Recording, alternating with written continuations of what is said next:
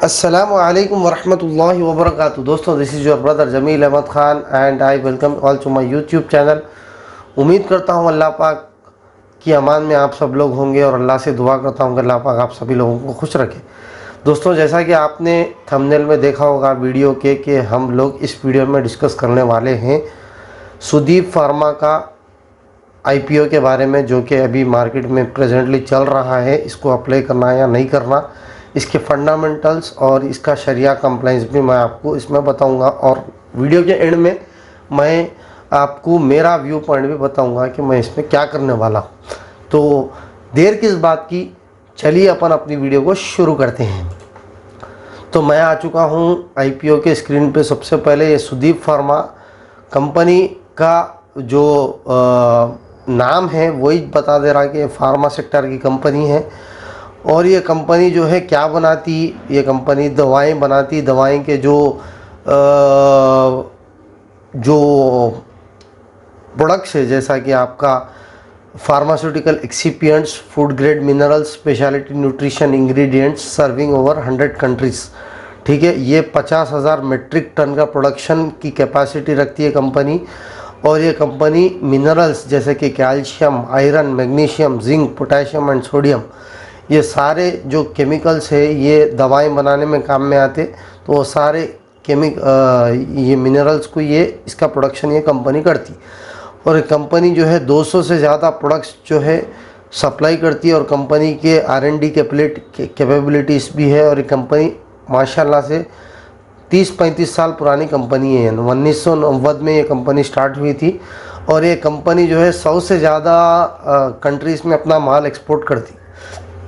अब आते हैं IPO details. IPO already start हो चुका है और लिस्टिंग इसकी 28 नवंबर को होगी।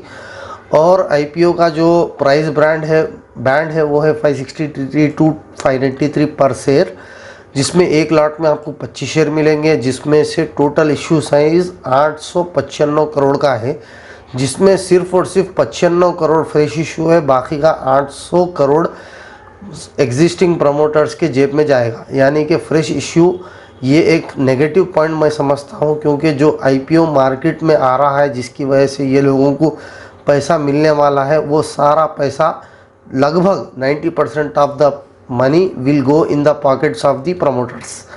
ठीक है, ये दोनों में लिस्ट होगा और ये टोटल शेयर्स जो है इतने सारे हैं।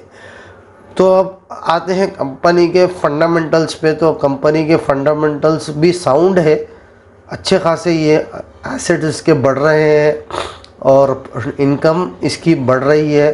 प्रॉफिट आफ्टर टैक्स भी इसका बढ़ रहा है, EBITDA भी इसका बढ़ रहा है, नेटवर्थ भी इसका अच्छा खासा है। रिजर्व्स भी कंपनी के पास माशाल्लाह से 668 करोड़ के रिजर्व्स है। लेकिन एक दिक्कत की चीज़ ये है कि साथ ही साथ ये सारी चीज़ों के साथ साथ इनका खर्चा भी बढ़ रहा है। 8275 करोड़, 135 करोड़ ये लेटेस्ट इनके पास बारोइंग है। लेकिन आपको मैं बता दूं, एज पर द शरिया कंप्लाइंस ये कंपनी हलाल है, क्योंकि बिजनेस तो हलाल ही है। इसका डेट टू इक्विटी भी 33% के नीचे आ रहा है। ठीक है, रिटर्न ऑन नेटवर्थ भी अच्छा है, पैट मार्जिन भी अच्छा है, EBITDA भी अच्छा है, प्राइस टू बुक वैल्यू भी अच्छा है, मार्केट कैपिटलाइजेशन भी अच्छा है।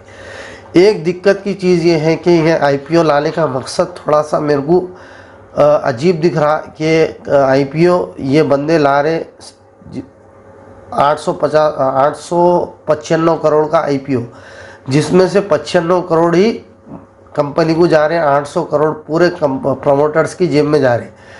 उसमें से 95 करोड़ में से 75 करोड़ सिर्फ ये मशीनरी बनाने में लगेंगे। प्रोडक्शन लाइन की जो नंदेसरी की फैसिलिटी है उसमें बनाने लगेंगे। ना तो ये लोग कर्जा फेडने में इंटरेस्टेड है, ना तो ये लोग जो है अपने ज़्यादातर IPO का अमाउंट कंपनी को लगाने में इंटरेस्टेड है। पता नहीं इनके पीछे का मकसद क्या है, लेकिन ये थोड़ा मेरे को नेगेटिव दिख रहा। बाकी कंपनी के फाइनेंशियल्स तो अच्छे ही है। अब बात करेंगे कंपनी के जो सब्सक्रिप्शन है उसकी। तो अगर आप देखो इसके सब्सक्रिप्शन की, तो ये अभी तक ये पहला ही दिन हुआ जिसकी वजह से अच्छा खासा सब्सक्रिप्शन आ चुका है। 1.43 यानी कि 100% से ज़्यादा सब्सक्रिप्शन इसका आ चुका है। रिटेल इन्वेस्टर्स भी अच्छा खासा इसको सब्सक्राइब करे पहले ही दिन। अभी 2 दिन है मार्केट में तो डिमांड अच्छी खासी है, लेकिन जीएमपी इसका घट रहा है। 19 के दिन 130 था, वो जाके 122, 115 और 114 रुपये घट चुका है।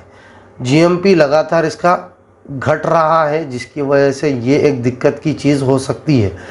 अगर बात करूँगा मैं मेरे व्यू पॉइंट की, तो इसका जो मकसद है आईपीओ लाने का वो मुझे समझ में नहीं आया, और ज़्यादातर पैसा आईपीओ का जो है कंपनी को नहीं जा रहा, मार्केट के कंपनी के प्रमोटर्स की जेब में जा रहा। दूसरी चीज़ जो है कंपनी का जो कर्जा है वो डबल हो चुका है। तो ये सारी वजूहात की वजह से मैं थोड़ा अवॉइड करूँगा। आप डिस्क्लेमर मैं आपको दे दूं कि अगर आपको इन्वेस्ट करना है तो अपने फाइनेंशियल एडवाइज़र की सलाह लेते हुए आप करिएगा।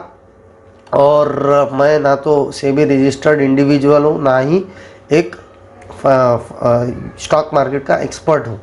मैं जस्ट अपनी राय दे रहा हूँ, बाकी आपको अपनी इन्वेस्टमेंट अपनी तरफ से अपने खुद के रिस्क पे करना है। तो ये सारी चीज़ें आपको बताने की थी। That's it from my side. मैं मिलता हूँ अगली वीडियो में, तब तक के लिए अपना खूब ख्याल रखिएगा।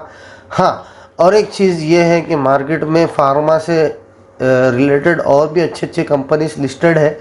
अगर आप लॉन्ग टर्म पर्सपेक्टिव के साथ जो है सुदीप फार्मा के साथ जाएंगे, वो तो I don't think it's a good choice. Long term perspective के हिसाब से बहुत अच्छी अच्छी कंपनीज मार्केट में अवेलेबल है, जैसा कि सन फार्मा है, सिप्ला है, आपका बहुत सारी है। अगर आप रिसर्च करोगे तो आपको मिल जाएगा। और लिस्टिंग गेंस का जीएमपी तो आप देख लिए, सब्सक्रिप्शन अच्छा खासा है, लेकिन जीएमपी बढ़ रहा नहीं, और मे बी बढ़ेगा अगले पीर के दिन या मंगल के दिन तक ये बढ़ जाएगा। ये सारी चीज़ें आपको बताने की थी। उम्मीद करता हूँ ये सारा कॉन्सेप्ट आपको, सारा आईपीओ का डिटेल समझ में आया होगा। कंपनी हलाल है, आप इसमें एज ए मुस्लिम इन्वेस्ट कर सकते हैं।